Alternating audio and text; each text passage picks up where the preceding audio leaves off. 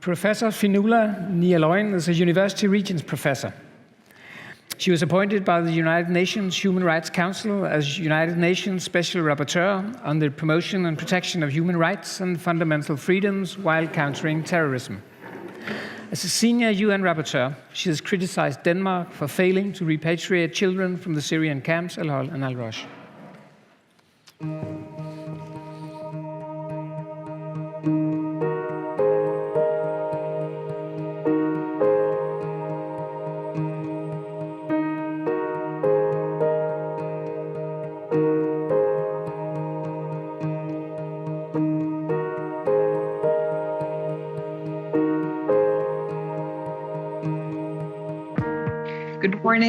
Good morning, good afternoon, good evening.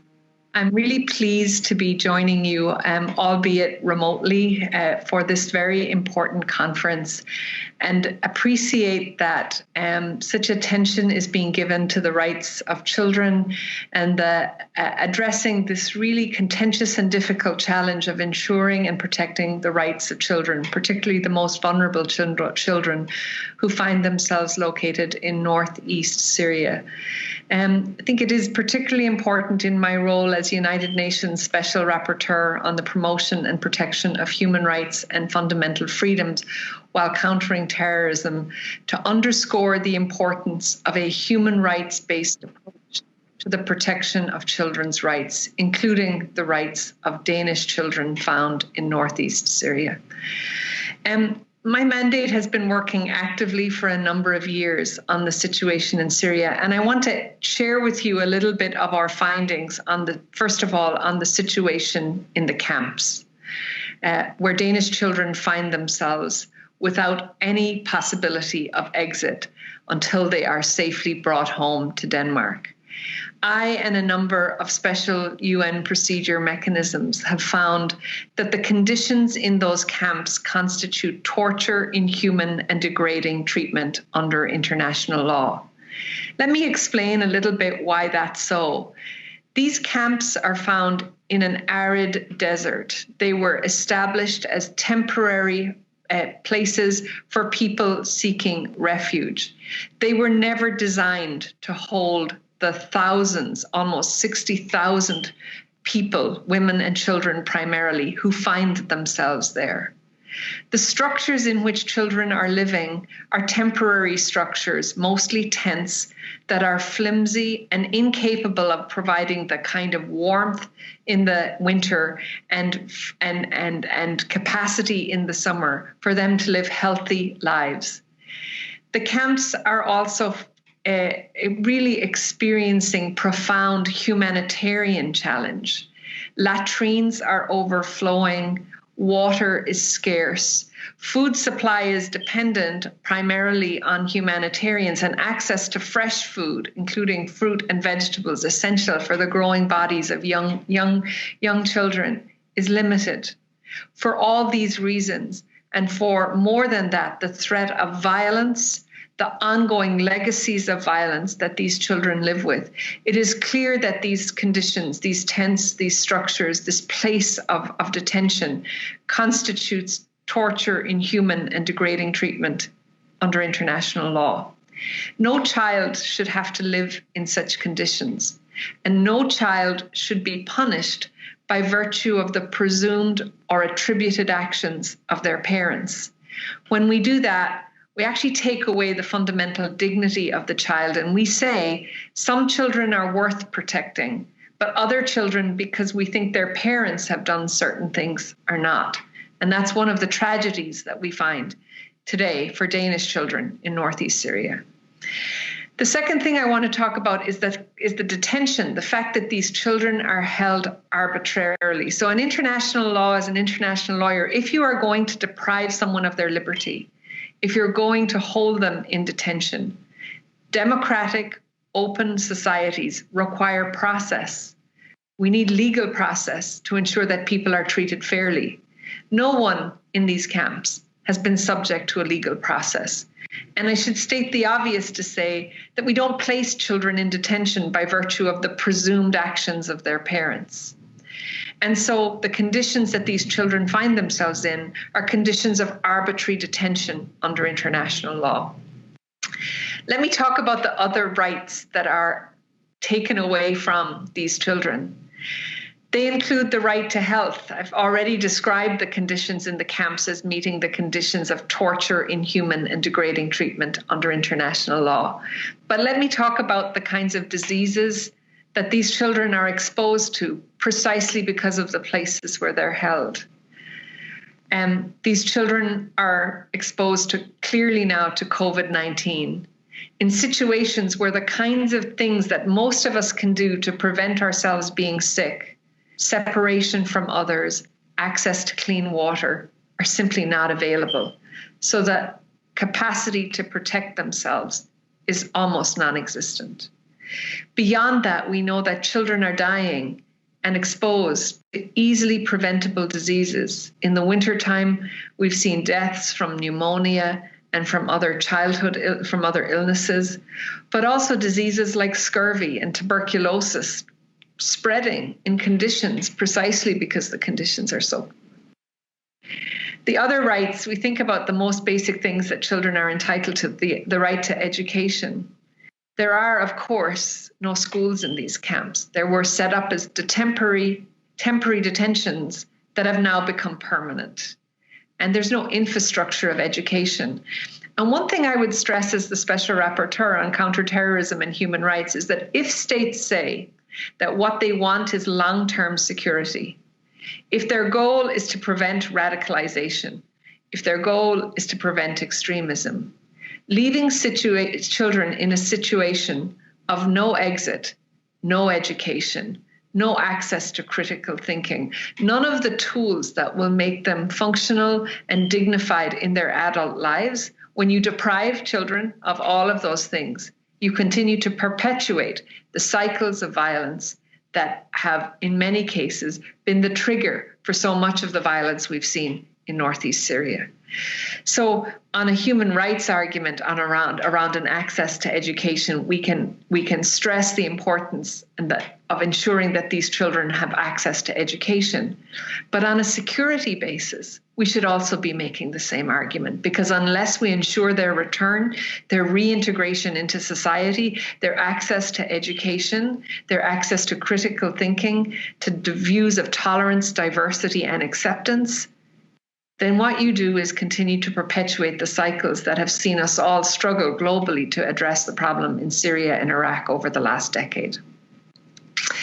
Let me talk a little bit about non-discrimination here. So one of the fundamental principles of the Convention on the Rights of the Child is that each child will be treated equally, without consideration to their religious upbringing, their race, their culture, their identity along multiple markers.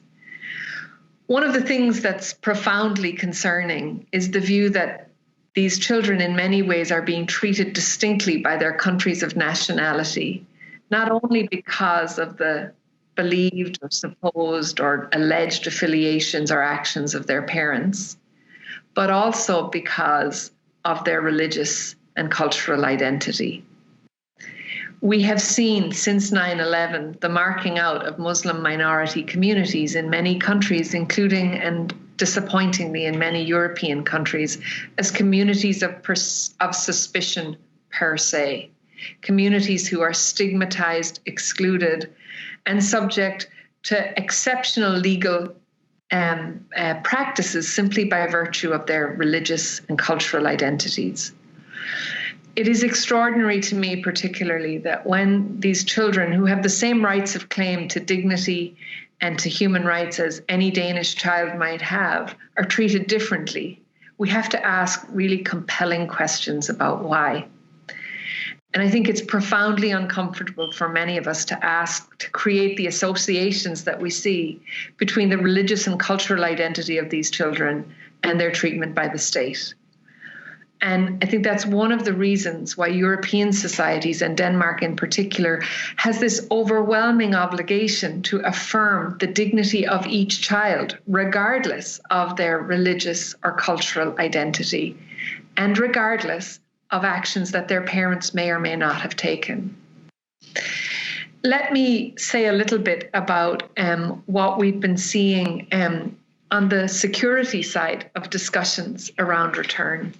And many of you listening to this will be aware that the Danish government has in fact engaged the security agencies to assess and make a determination related to the threats that are posed and the value and requirement of bringing home Danish children. And what I want to stress as Special Rapporteur in the work that I do, which means that I work closely with intelligence agencies across the world, is that we see an enormous gap between what governments are saying politically about their inability to return and what security services are saying about the security necessity of return. Because many security agencies, including, I think, much of what has been put into the public domain on the views of the Danish security agencies, accept that there are long-term security risks in leaving Danish citizens overseas. And most particularly that there are long-term security risks in leaving them in these conditions. Those risks are tangible. They can be observed. We have seen them in the cycles of extremism that have been born out of the kinds of exclusions, discriminations, and harms that are being experienced by children in a daily way in Al-Hol and Raj and other places of detention in northeast Syria.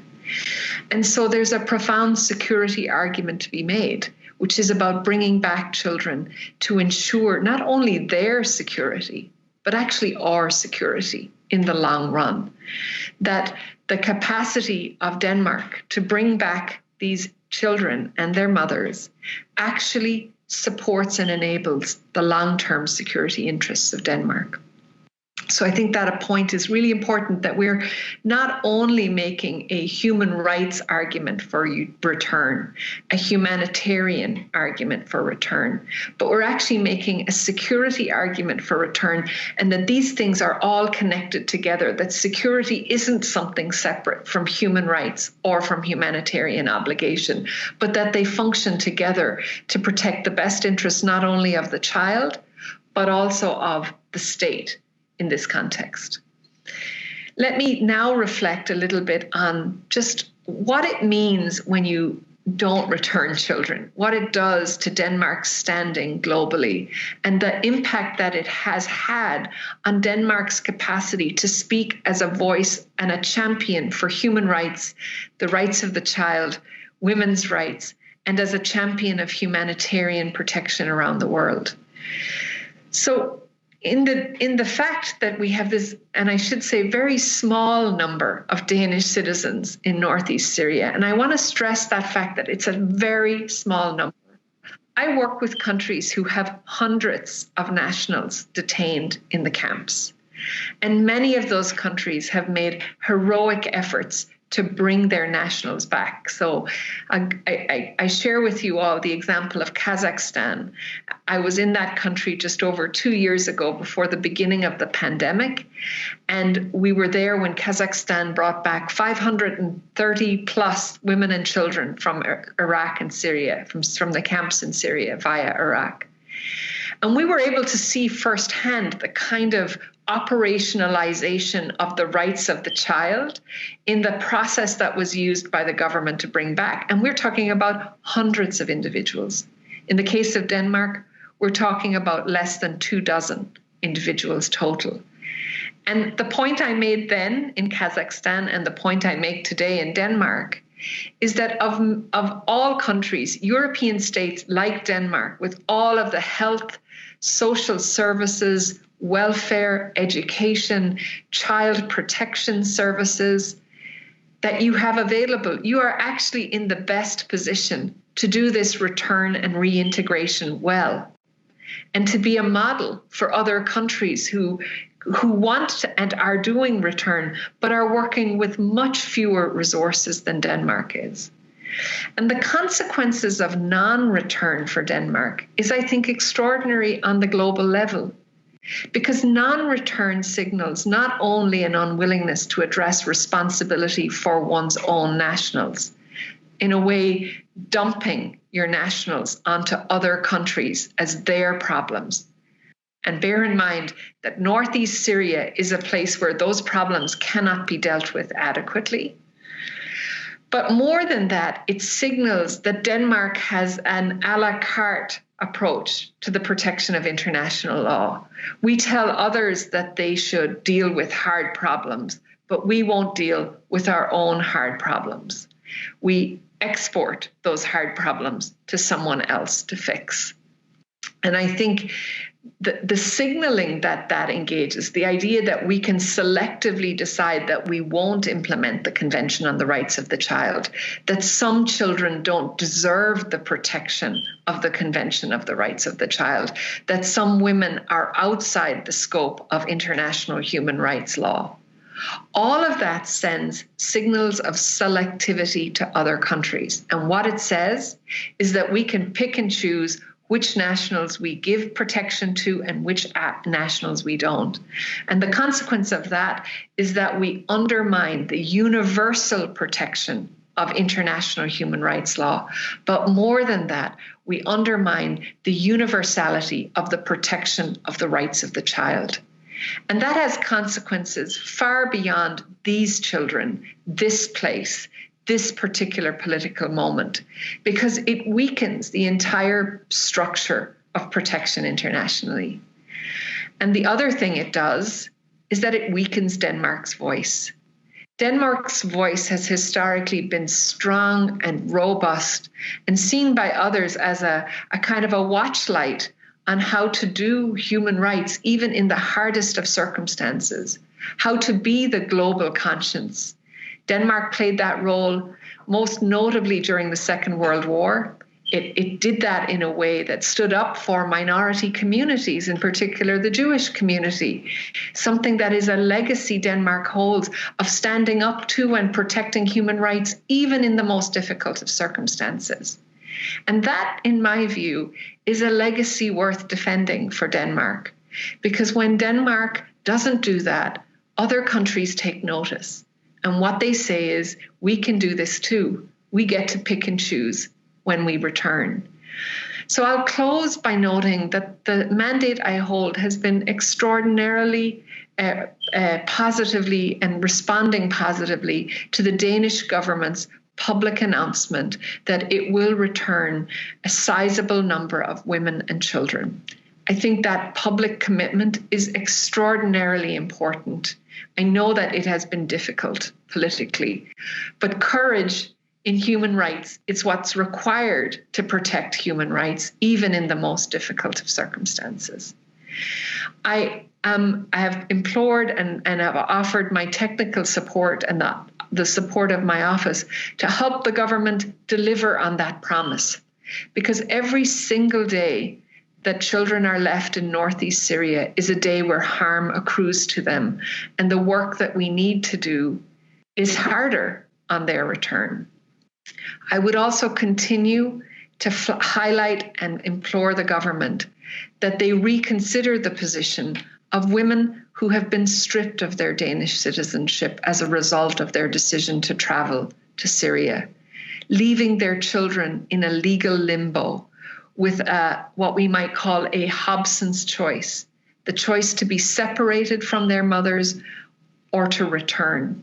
No child who has experienced the trauma and the harm of war should be forced to make the choice between family and country.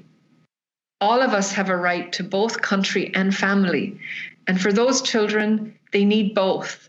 And so my plea to government is that you seriously and fundamentally address the rights of all of those children and the mothers who've been stripped of their citizenship, and really grasp the mantle of being a leader for other states, demonstrating that even in hard political contexts, rights-affirming decisions can be made, and really to affirm and validate the historic role that Denmark has played regionally and internationally in being a defender of children's rights and the rights of women, even in the most precarious of circumstances. Thank you all. I wish you well in this conference and hope that your proceedings continue to influence and shape public debate on these issues.